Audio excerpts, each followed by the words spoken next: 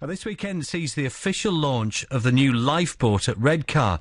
As you can imagine, it wasn't cheap, but it should last a very long time. Our reporter Jonathan Swingler went along to see it. So I'm actually standing on the boat. Joining me now is Dave Cox from the RNLI.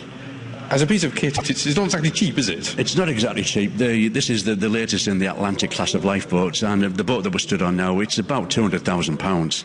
And every penny of that's been raised by the good people of Leicestershire. I feel like I'm 5 years old again, because I'm just far too excited about standing on here. Tell us a bit about some of the kit that you've got, because it's incredibly high-tech. It does look like something out of Star Trek, some of it.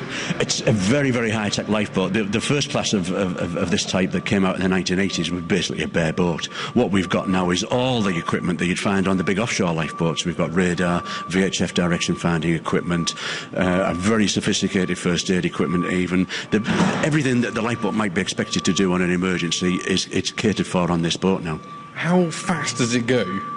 These boats do 35 knots, which in road speed is about 42 miles an hour. But you've got to remember that's 42 miles an hour driving across a ploughed field. So that's why when you look on the deck of the boat, you'll see that there's stirrups for the crew to put their feet in so they don't get thrown out. And when you've been out on it, what's it been like as an experience? It's a wonderful boat. It's a lovely, comfortable boat. It's a really nice, comfortable ride. The boat is built to go into the worst of weathers. The hull is fiberglass. It cuts through the sea like a knife. And then we've got the inflatable sponsons around the edge of it, which give us the superb stability. Built for the North Sea. And tomorrow's its official launch, but it's been going for 6 months, isn't it? That's right. Tomorrow's the official naming ceremony, where she'll actually get christened with a bottle of champagne over her nose. But the lifeboat came here at the end of March, and the crew went through 3 days of very intense training. And on the very day that she came, she got her first call out down into the River Tees to do a job down in the River Tees. And since she came here at the end of March, she's done 20 rescues already. But what have those rescues been like? Have there been any that stick in your mind? There have been all sorts of rescues that get involved with. It's been boats broken down, and probably the most significant one in recent weeks was a boat that came out of Hartlepool, started taking on water, and was towed back to Redcar while we fitted our salvage pump to the boat and bailed the boat out so it didn't sink. Obviously, the sea's incredibly dangerous. It is a dangerous job. When you've got the high-tech kit like this, does this take the edge off that danger? Or is it, presumably it's always there anyway, isn't it?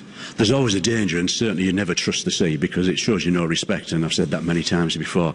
But what the crew can rely on is superb training, superb equipment, and superb support from the people like the people from Leicester that are paid for this boat. Now, how come it's people that sort of down south, that's the right phrase to use, but it's a bit further south from us, are paid for it? Well, it is quite remarkable. Leicester itself is about 160 miles from Redcar, and it's 70 miles from the nearest lifeboat station. But they have a long tradition of support in the RNLI way back into the 1800s.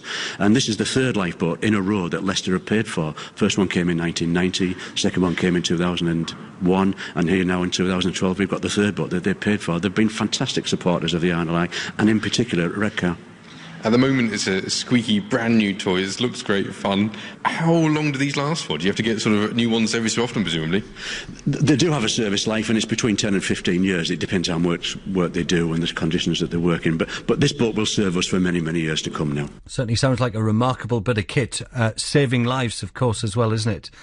Jonathan Swingler talking to Dave Cox from the RNLI. And that big weekend starts, of course, tomorrow. That boat arriving tomorrow afternoon. Exciting times. So BBC T's just before 6:15. So just let you know, Mike.